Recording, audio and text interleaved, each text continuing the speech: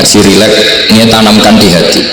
Ini adalah kalimat yang orang kafir saja menjadi muslim, hanya sekali dilafazkan.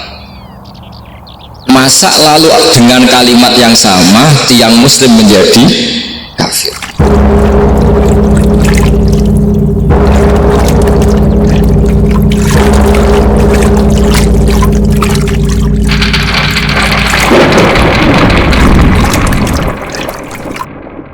Ini ku ahli sunnah ciri khasnya ini ku mbok wong tau dosa kaya apa tetep dianggap Islam. Ada kelompok ekstrim khawarij sing darani wong nak dosa niku berarti wis napa kafir. Jadi itu efeknya luar biasa dari madhab-madhab itu. Lalu kenapa madhab Abul Hasan Asyadzili yang kita pilih? Karena kalau orang Islam kamu kafirkan, itu buatan ketemu, cara akal ini buatan ketemu. Cara berpikir kita, masyhur Abul Hasan Asyadzili ngendikan, wong itu nak kafir mulai cilik nganti 70 tahun. Kalau baleni malih, tiang kafir cilik ngantos 70 tahun. Itu kan menjadi mukmin itu hanya dengan melafadzkan apa? Syahadat la ilaha illallah Muhammadur Rasulullah. Niku hadhil kalimah satu ini. Kalimat syahadah niku saged ngilangi kekafiran 70 tahun. Artinya kalimat ini adalah kalimatun dakhala fihal kafiru al-islam atau kalimatun sara bihal kafiru musliman. Jadi ngaji rileks, ini tanamkan di hati. Ini adalah kalimat yang orang kafir saja menjadi muslim, hanya sekali dilafadzkan. Masa lalu dengan kalimat yang sama tiang muslim menjadi kafir? Itu membuatkan ketemu akal. Makanya madhab takfiri, madhab gampang mengkafirkan orang, terus jelas madhab yang nggak ada rujukannya sama sekali, nggak ada pegangan ilmiahnya sama sekali. Wong kafir wae jadi Islam, masuk wong Islam jadi kafir. Mau perkara tahlilan ning kuburan, gara-gara tahlilannya nyekel patok, dianggap napa? Kafir. Mergo dianggap jaluk napa? Jaluk bae, jaluk kufur. Lane dawuh Said Muhammad masyhur diterjemah di seluruh bahasa di dunia. Wong-wong sing ngafirno iku mbok yo sekali-kali minceng iku ngrungokno. Lho kula niku sampean tahlil iku ora seneng. Kadang sing tahlil yo rada ora ngajar. Kula niku ben nak mati, nak sing tahlil nang depan ora seneng. Mergo yo rada sombong ya wong tahlil iku yo kadang rada sombong. Misale ngaten, kula kiyaine jenengan. Dongane ngene, ya Allah, ini guru saya. Ingkana musinan fazid fi ihsani. Kalau dia baik, itu ya tambahlah kebaikannya. Masuk murid gurunya baik itu kalau itu kan ngenyak uang. Ini soleh-soleh permanen dianggap wah. Jadi dengan itu ngeper ingkana musinan fazid fi ihsani. Wa ingkana musian fatajawaz anhu. Misalnya kalau dia orang buruk, kalau beliau orang buruk yang kau maafkan. Maka orang-orang di luar sana yang mengatakan andikan tahlil itu baik pasti dilakukan sahabat, itu logika yang keliru. Sahabat gak mungkin kan nahlili kanjeng Nabi ngendikan ingkana musinan sido kafir. Wong kanjeng Nabi kok apike di ngendikano ingkana ini kok kafir. Wong Nabi kok ingkana andai. Saiki pertanyaannya gini, kita sebagai kiai, sebagai guru, murid nak tahlil ya rada kurang ajar sithik. Wong gurune kok diomongno ingkana musinan ambil ingkana musian. Nah pertanyaannya gini, lepas dari rada kurang ajar lah dalam tahlil itu rada kurang ajar karena nyebut guru ora qad kana musinan tapi ingkana musinan. Maksudnya kalau sampean sebagai murid kan mendapat qad kana musinan, guru saya benar-benar orang baik, bukan ingkana andukan orang lain. Tapi ada satu kepastian bahwa ini tidak minta sama mayit. Jadi tujuan kalau kita minta mayit itu salah sama sekali. Wong kita datang ke kuburan malah memintakan ampunan untuk mayit. Kok saudara nih jaluk itu? Ya mereka mau didelok kok adoh, ketoke ngakong ya berarti jaluk. Lah ya wong fatwa kalau berdasar inceng-incengan kok adoh. Itu ora jelas ya fatwanya. Paham gitu? Terus jenengan kudu yakin dan yakin bahwa mazhab kita itu yang benar, bahwa tahlilan di kuburan tidak kafir karena tidak minta ke mayit, malah memintakan untuk mayit atau memintakan ampunan untuk mayit. Cuma redaksi sing rontok-rontok ngoten niku dikurangi lah. Nah kangge guru niku nggih dikurangi lah, dikurangi. Ya Allah, jenengan maha pengampun, kula suwun guru kula jenengan ampuni. Jadi ampun ngangge donga sing teng salat mayit. Nah sholat mayit itu kan memang ada sanatnya, memang semua bentuknya seperti itu. Tapi nak di kuburan, kalau betul nanti itu ngotong bangun ngotong, ya Allah ini guru saya, engkau anugerahkan beberapa ilmu, beberapa amal yang manfaat untuk orang banyak. Kalau suwun jenengan tampi, jenengan dat sing maha pengampun, jenengan ampuni. Itu buat ngagi ingkana ini. Tangan-tangan gua aku jadi kiai ini tersinggung, murid orang ajar, masuk barani gurunya apa itu andekan. Ya tapi berhubung rafaham ya alhamdulillah ya bro. Tahlil wali songo itu banter-banter nanggung mik. Lah sing kene fahammu ya rodok risi. Piye? Wali songo darani ingkana piye? Jadi niku mareni kan kula suwun nak tahlil nyewa kiai sing alim lah ben rodok bener rodok bener. Tapi apa nyewa pulau betul burun, pulau nggak ada pondok, jadi betul. Saya masyhur susah diundang orang kecuali yang ada hubungan guru, hubungan sarang. Karena beliau lama sekali ngajar di MGS. Beliau Gus Maksim itu lama ngajar di MGS. Jadi saya itu hanya datang di orang-orang yang pernah khidmah di sarang, terus yang pernah keluarga sepuh. Saya datang ke Jakarta ke Pak Quraisy Shihab itu ya karena Pak Quraisy itu lama sekali bikin diskusi tafsir. Akhirnya saya termasuk pengajar di pondok beliau. Jadi faktornya ya hanya karena itu, bukan yang lain. Terus kalau suwun jenengan kedah yakin kalau faham takfiri yang memudahkan mengkafirkan orang lain itu faham yang salah, karena itu bahaya. Terus bahaya kedua secara fikih. Secara fikih itu nanti repot. Kalau nanti di salah satu seminar itu sudah mengukur, ketemu satu narasumber yang gampang mengkafirkan orang, itu separuh masjid kebetulan mereka banyak bisa ngaji itu terus nggak sholat duhur. Tanya sama mereka, lu kok nggak sholat duhur sudah masuk waktu? Kan sholat hanya wajib untuk orang muslim, kita kan kafir. Ya karena dikafirkan tadi kan, kalau kita akan dikafirkan. Akhirnya gak kafir, sholat. Efek dari mazhab itu panjang. Kalau betul paham mereka itu betul, berarti yang sudah kafir, orang kafir wajib sholat enggak kan? Itu malah panjang kan, karena terus menjadikan orang Islam tidak sholat. Nanti ke masjid gak boleh, orang kafir gak boleh masuk masjid. Itu efek fikihnya panjang.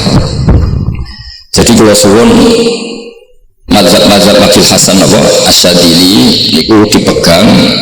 Nah itu mazhab beliau itu implementasinya di kitab Hikam nih. Karena Hikam itu butuh murid yang paling bisa mengimplementasikan, menjelaskan cara pandang mazhab Abil Hasan Asyadili sing dados thariqah Syadziliyah.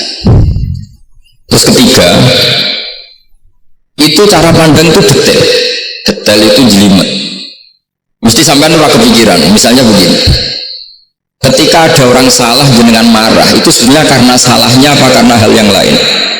Normalnya orang itu berpikir karena salahnya, itu keliru cara bahasa Syadzili. Pasti kamu marah itu karena ada hal lain. Misalnya jadi pembantu elek kritik mecahno gelas, mesti langsung gua amuk. Alasannya mecahno gelas. Tapi nak sing mecahno wong ayu, kowe iso ngamuk.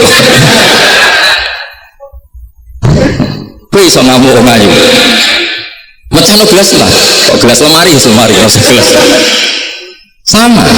Kamu janjian sama orang, wong nyulayani janji, mesti mbok maki-maki. Katanya jam 10 kok udah datang gini-gini. Tapi kalau yang terlambat itu wong sing ngutangi kowe iso ngamuk orang sing ngutangi kowe. Atau sing terlambat itu komandannya, atasan kamu atau kiainya. Artinya gini, ketika kamu marah atas nama terlambat, itu sebetulnya karena terlambat atau karena hal lain. Nah, Maksiat juga gitu. Cara pikirannya Abu Hasan Asyadzili, ketika kowe roh misalnya cawe itu maco naik apa lah ninja atau apa, mesti kowe darane wah selutut suwuk. Tapi nak dikandani, iku putune jenengan. Mesti langsung ya Allah jenengan sepunten ya. Jadi sebenarnya kita kebencian sama orang lain itu karena kebetulan itu tidak keluarga kita. Coba kalau itu keluarga kita, pasti kan mikir ulang. Gue gedeng mau sholat, mesti sebabnya dua. Satu tidak sholat, dua kebetulan itu tidak anak kamu. Kalau itu anak kamu pasti istighfar berhari-hari untuk dimaafkan Allah, bukan maksud mau. Tapi kalau orang lain gue masuk. Pertanyaannya sebetulnya kamu benci itu karena tidak sholatnya, apa karena plus dia tidak anak kamu? Nah itu pikirannya Abu Hasan Asyadzili. Gue ngamuk itu gelas pecah itu perkara itu pecah gelas apa plus yang pecah elek. Nah itu pecundang kita, itu cara pikiran Abu Hasan Asyadzili. Kita ini pecundang itu nggak fair, kenapa? Betul fair. Nah itu terus beliau diantaranya punya cerita Nabi Ibrahim itu pernah diangkat ke Allah di alam malakut. Di alam malakut kemudian ini ada di kitab Hikam juz 2 halaman 4 yang di bab ini yang saya baca. Ini cerita terakhir nih pun sama tak ngaji suwi-suwi ram mesti paham ada sediluk. Nak sediluk kan dia alasan kenapa ora paham salah itu sebab mulai sediluk. Nah anak suwi sampean ora paham malah ribet kan, dalam suwi rafaham goblok tenan berarti kan gitu. Nah ini untuk menjaga harkat dan martabat niku ngajine sediluk mawon dan takoi malaikat. Kenapa rafaham? Salah Gus Pak ngajine sediluk. Jadi duwe napa? Alibi lah kada napa? Pembelaan. Nabi Ibrahim itu diangkat di alam malakut. Karena beliau seorang nabi melihat orang maksiat ditanya sama Allah, ya Allah, itu orang-orang maksiat itu makan dari rezekimu, menempati bumimu dan semua fasilitas engkau bikin. Lalu buat kamu gimana Ibrahim? Ya bunuh saja, matikan saja, sama Allah dituruti. Melihat lagi ada maksiat yang berbeda, selalu Nabi Ibrahim usul itu dimatikan. Jadi Ibrahim pernah jadi garis keras lagi-lagi, keras sekali. Lalu suatu saat Nabi Ibrahim itu disuruh nyembelih Ismail. Disuruh nyembelih Ismail. Baru disuruh nyembelih Ismail, Nabi Ibrahim tanya, ini anak saya ya Allah, ini samrotu fuadi, ini buah hati saya, kenapa engkau nyuruh menyembelih? Secara ngendikane pangeran, apa kamu tidak ingat ketika tak angkat di alam malakut beberapa hambaku kamu usul supaya tak bunuh? Cara Jawa ini, cara Jepang ini rara rasani jadi aku itu pangeran sing gawe aku enak wae usul-usul kon mateni jare. Saiki gendenan, saiki anak sembelih. Rumang sama udah di pangeran gak sayang mbek Allah. Kita dadekno nabi itu kon dakwah ora kon mateni. Nabi Ibrahim nangis. Nah inilah perbandingan bagi kita. Sebenarnya saat kita benci maksiat, itu sebetulnya di hati kita itu tidak hanya maksiat, kita ada tidak fairnya, plus itu tidak orang yang terkait dengan kita. Itu misalnya mewangkel, misalnya penyanyi sembio ini mewangkel. Suatu saat penyanyi itu WA gue, masa gue belum jadi bojo, bilang mangkelmu. Jadi pecundang, kita ini sebenarnya pecundang. Nah, syukur-syukur memang makom kamu sudah tinggi. Memang benar-benar benci karena maksiat, paribasane wayu gelembok rapi tetap mangkel. Tapi saya tidak yakin soleh-soleh seperti ini imannya sampai seperti itu tidak yakin. Dan saya kalau yakin begitu berarti keyakinan salah itu salah dan bodoh itu, karena itu nggak terbukti. Makanya ini kitab baru kalian kitab Hikam, karena ini acara ngaji Hikam Kula Waos. Sedikit mawon kula waos ini jawabannya Nabi Ibrahim ketika disuruh nyembelih Ismail tengah halaman 4 juz 2. Allahumma hadza waladi wa samratu fuadi wa habbun nasi ilayya. Fasami aqailan yaqul ama tazkurul laila allati sa'alta fiha ihlaka abdi. Awama ta'lamu anni rahimun bi ibadi kama anta syaqiqun bi waladik. Jadi Ibrahim, anak kamu sembelih. Kata Ibrahim, ini nggak mungkin Gusti, ini buah hati saya, kenapa engkau minta ini tak sembelih? Apa kamu tidak ingat pernah mengusulkan saya menghabisi sekian hamba saya? Kalau kamu bisa sayang anak kamu, saya juga sayang hamba-hamba gue, enak we. Mikir. Jadi makanya kalau suwon kita ini hidup harus insaf. Nak kira dia duit, itu yang mangkal tenan, loro tenan. Terus bujumu bukan sabar pas kue rangnya kayak duit, itu rafael. Yes, ben ngamuk. Satu kelihatan cerdas. Memang kondisi nggak punya uang itu harus ditanggapi dengan marah. Masa diapresiasi. Pinter mas kue saya sudah dua zuhud.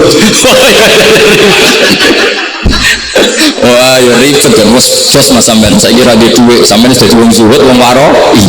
Tapi ada mati bareng, nggak gitu. Jadi sebetulnya Allah bikin emosi itu, andai kan boleh dibahasakan harus dipikir. Walau la taqwa inna safa'duhum diba'di la fasadatil ard. Jadi bumi ini sebaiknya itu diisi dengan sekian perbedaan. Tapi tidak konflik, perbedaan dengan konflik itu beda. Saya ulang lagi, bumi ini sebaiknya diisi dari sekian apa? Perbedaan, karena justru itu bagus.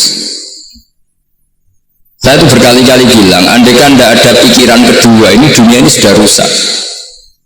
Harus ada pikiran kedua. Misalnya ono wong kok terlalu apik mbek kanca, mesti bojone sambat, wong gak men ngopi mbek kancane atau ngapi mbek bojone. Tapi kalau ngopi mbek bojone terus, mesti kancane sing sambat. Wah, jok rabi lali kanca. Ribet. Manusa itu ribet. Atus kula dugi mriki ini format Gus Maksum. Ya mungkin untuk ganjaran. Tapi untuk dosa sidik-sidik tinggal pondok. Jadi ya sudah. Ya mau tidak mau, karena memang hidup itu tidak banyak pilihan.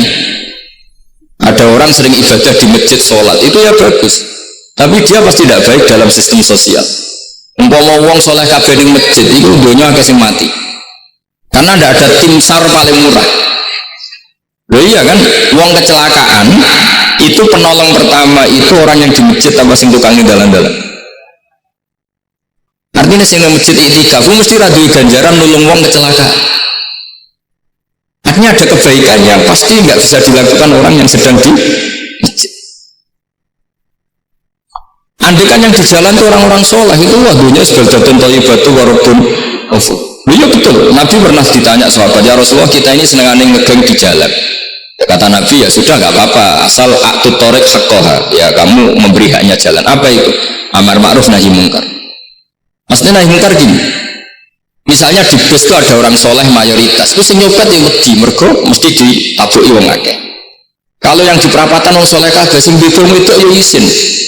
Mergo sing perapatan wong soleh kabeh. Masalah iki ra soleh kabeh, kemarin ribet kan gak soleh kabeh. Jadi sebetulnya Indonesia itu aman kalau yang di jalan tuh soleh semua, karena perempuan lewat gak diganggu, ada copet gak berani, semuanya aman. Maka di Islam itu menyebut kebaikan itu jumlahnya banyak sekali. Tidak bisa kamu wah hebat-hebat wong seneng masjid terus, tidak bisa seperti itu. Andai kan semua orang di masjid, nah ono kecelakaan pertama yang nolong siapa? Nah ono wong golek alamat tuh takok sapa kabeh ning jero masjid.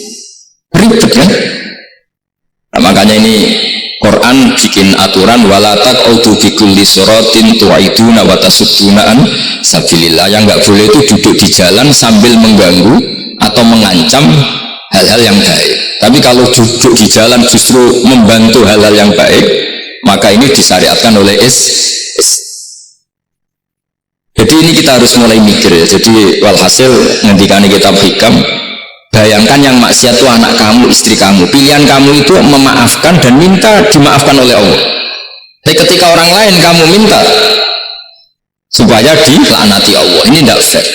Jika kita diajari guru-guru kalau minta ampun ufirli wali walidayya wali jami'il muslimina wal muslimat, masih dikata wali jami'il muslimina wal muslimat wal mu'minina wal mu'min. Itu filosofi yang luar biasa, kata jami' semuanya ya Allah engkau maafkan, bukan keluarga saya tok, siapapun yang berkontribusi terhadap Islam ini engkau maafkan. Begitu juga di muqaddimah khutbah kula suwun harus ditradisikan wala alihi wa sahbihi ajmain. Kata ajmain ini kata pembeda. Mungkin orang baca hanya rutin, tapi kita yang nekuni ilmu, ajmain ini kata kunci. Fa inna ahla syiah akramu sahabiyan wa ahanu sahabiyan akhar. Jadi tradisi mazhab syiah itu apa? Ada sahabat yang begitu dimulia-muliakan berlebihan kayak Sayyidina Ali, dan ada yang dihinakan kayak Abu Bakar dan Umar. Lalu pembedanya dengan ahli sunnah apa? Kita menghormati sahabat wa sahbihi ajmain. Jadi hadhil kalimah kalimatun fariqah, ini kalimah pembeda. Jadi ajmain buatan kalimah rutin terus ono jimati ono kasiatin buatan. Kita maklumatkan ke seluruh dunia bahwa mazhab ahli sunnah ditandai dengan wa ala alihi wa sahbihi ajmain. Mane dawe Basim wa nukrimu ahlal bait wa nukrimu jami'a ashabi Rasulillah sallallahu alaihi wasallam. Jadi wa nukrimu jami'a ashabi Rasulillah sallallahu alaihi wasallam. Ciri utama mazhab ahli sunnah apa? Menghormati keluarganya Nabi dan menghormati seluruh, ada kalimat apa? Seluruh sahabat. Jadi kata ajma'in itu kalimatun fariqah atau kalimatun fasl, kalimat yang membedakan mana madhab syiah dan madhab ahli sunnah apa? Itu kalau jenengan ngaji teng Gus Maksum nopo teng Haji Maksum, di antara madhabnya sinten Nabi Ibrahim yang diceritakan Abdul Hasan apa? Asyadili, kebencian kepada maksiat, kita semua pasti benci maksiat. Tapi gak fair kan, yang satu kamu laknati, yang satu kamu doakan. Ujung-ujungnya apa? Ada unsur hadzun nafsi. Kalau yang terkait dengan jenengan mbok dongakno di sepuro, nah yang gak ada terkait mbok pasutno. Ini kan gak fair, padahal sama-sama